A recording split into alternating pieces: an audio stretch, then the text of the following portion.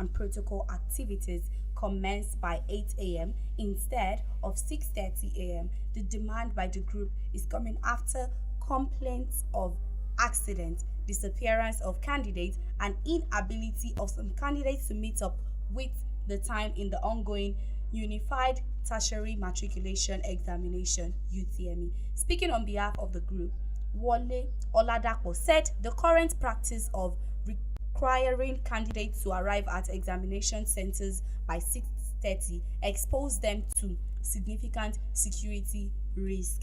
The group raised concern over the vulnerability of young candidates. Some Adapo added that, how do you expect a 16-year-old child to navigate dangerous road early in the morning? Only a careless parent would allow their children to leave the house for an exam at such hour. The group cited that JAMB Registrar Professor Isaac Oloyede for implementing what it described as unsafe examination policies despite the prevailing security challenges in Nigeria. This is a very deep one. Is a deep because one, right? For let's not lie, the country is not really safe at the moment. So letting young candidates go out as early as 6:30 a.m. is very, very risky. They should have. I think this one that is raising the matter now, it should have raised it since, because they've already the set time the has been scheduled for I so feel many like years. These people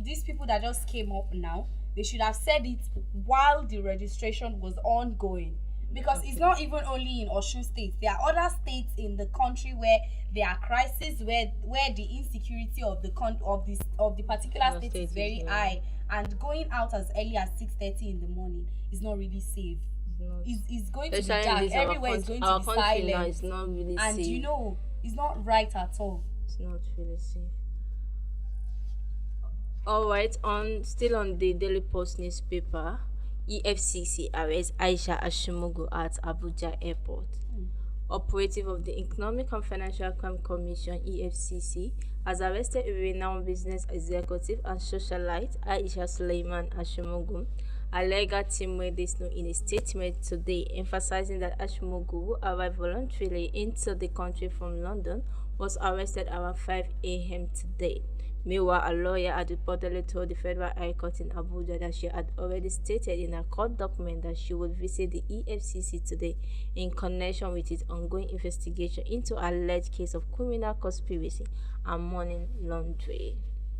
The court also directed that she must be present before it on Wednesday, April 30, 2025, to continue proceeding in the matter.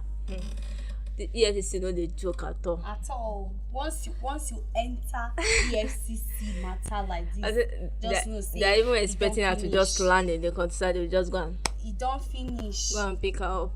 Guys, heading to the Punch newspaper, over 41,000 on the 16 candidates seats for 2025 UTME.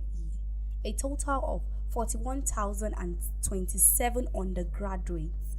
Underage candidates were among the 2.3 million who registered for the 2025 Unified Tertiary Matriculation Exam. This was according to real-time data obtained by the Joint Admission and Matriculation Board registration dashboard today. According to data available on board's official website yesterday, 62 cases of examination malpractice have been recorded so far. Recall that the Minister of Education, Dr. Tuji Alausa, recently restated the acceptable age for admission into tertiary institution as 16 years. He emphasized that candidates below this age would not be eligible for admission, although exceptions will be made for academically gifted students. JAMB also clarified that underage candidates, those below 16, may be considered for admission if demonstrated academic excellence by scoring 80% or more in UTME, given that the examination is scored out of 400 marks. This translates to be minimum of 320. The position by JAMB followed the reverse of the mandatory 18 years age benchmark previously introduced by the former education minister, Professor Tahir Maman. The return to the 16 years benchmark had been widely supported by stakeholders across the education sector. So it means that people that are like 15, that are like 14 are there to write jam. I don't know how education is even faster now. It's not a matter of education being early age. Very I feel like, do parents not know that university is a 50-50? Is it that your child enter the university and becomes a good one, or get influenced? I mean, there are people of like 28, of like 25 that registers for jam. And these people, a 25-year-old person, imagine that person being your child's roommate in school. This 25-year-old person is exposed to the world. Your 15-year-old child is just coming up and doesn't know anything. And this 15-year-old child decides to pick this 25-year-old person as friends. Tell me how there is not going to be influence, whether good or bad. I feel like parents should just relax. They should relax when it comes to like pushing kids to. I remember they said those olden days that our mothers, if you had the calculate your hair, then you won't be admitted to school. But now they don't even care. You see, no, you see someone that is not even up to 1 year is already in school. That own is even out of in school. But you see, I feel like parents should just relax. At least let your child be 17. You know that okay, if you correct this child, oh my god, that's 16. There are some 16-year-old child that they are not okay up here. They don't listen. You talk to them at home, they will not listen. Imagine them now going to school, having the chance to do things that you cannot even see. Parents should just chill, I beg. They should though. On Tribune newspaper, Delta PDP defection to APC political tsunami, says Tinubu. President Bola Ahmed Tinubu has described the massive defection of Governor Sheriff Ebewori and the entire family of the People Democratic Party (PDP) in Delta State to the All Progressive Congress (APC) as a political tsunami of unimaginable proportion that has never happened in the history of the country. Tinubu stated this in Asaba yesterday, where he received the governor and his predecessor, Senator Ifeanyi Okowa, had made a rousing welcome as the venue, the Senate tap, was overflowing with former PDP faithful who came from the 25 local government areas, even as 26 APC governors were in attendance. Represented by Vice President Kashim Shettima, Tinubu lauded Governor Oborevore and Senator Okowa for the cordial relationship between the and for leading members of the PDP to the APC. People just, I think what people are doing now is that they are leaving PDP to the ruling party because they think that it will be beneficial to them. Everybody is literally leaving one party for another. As election is and for me, leaving one party to the other does not predict maybe that same party will still win the coming election. So let's just see on God. Guys, before I dive deep into the Punch newspaper, I think we should go on a short break. When we're back, I'm going to continue.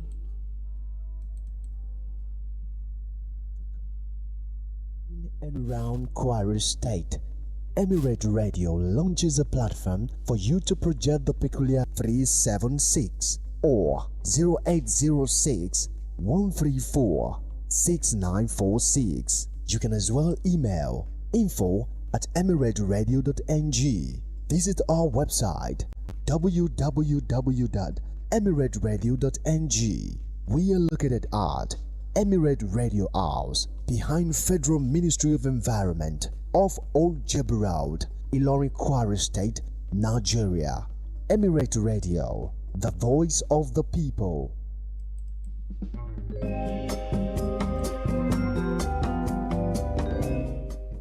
Guys, you've heard, for any information in your environment, you can always put a call through to Emirate Radio and we are going to respond as fast as we can. Why? Because we are the voice of the people. And now moving to the Punch newspaper, NNPCL on the fire as $897 million Warri refinery revamp flops. Industry operators as experts have questioned the operational integrity of the Nigerian National Petroleum Company Limited, particularly regarding transparency, effectiveness, and overall management of Nigerian refineries under its purview. It is after the revelation that the Warri Refining and Petrochemical Company has remained shut since January 25, 2025 due to safety issue in its crude distillation unity main heater. In an April 2025 document on the midstream and downstream sector obtained from the Nigerian Midstream and Downstream Petroleum Regulatory Authority, revealed that the refinery, which consumed $897.6 million in maintenance costs, failed to produce premium motor spirit petrol and was shut down barely a month after former NNPC Group Chief Executive Officer Mele Kyari declares it operational.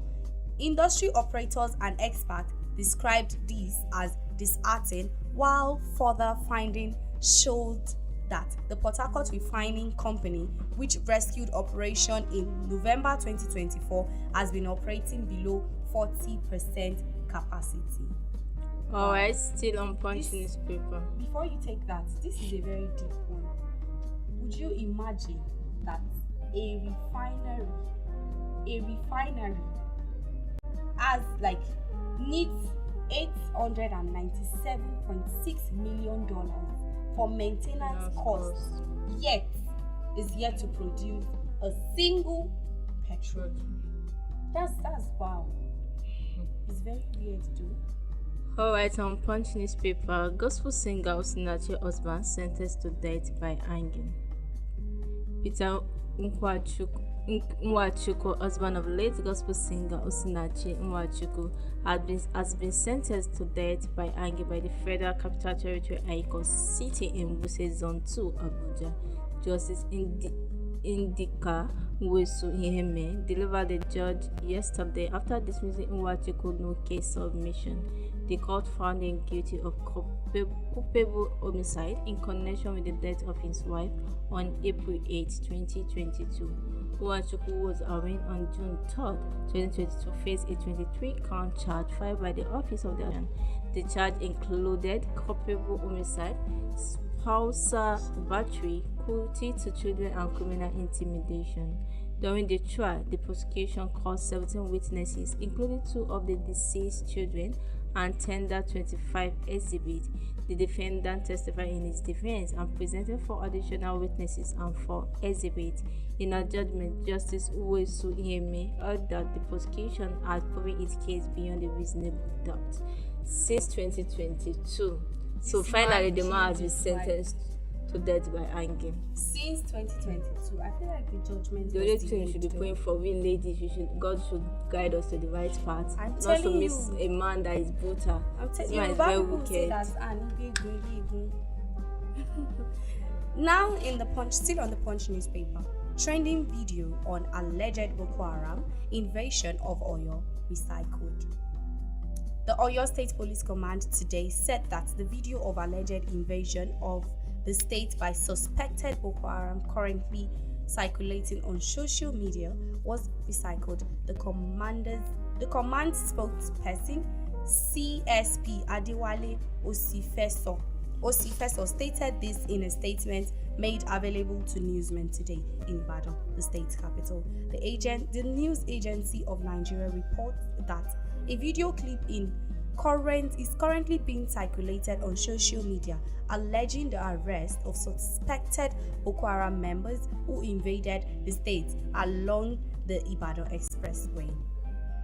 Osifeso said the re-emergence of the video, particularly during a period of enhanced security in the state, suggests a deliberate attempt by certain individuals who miraculously intent seeking to spread falsehood and incite fear on unrest.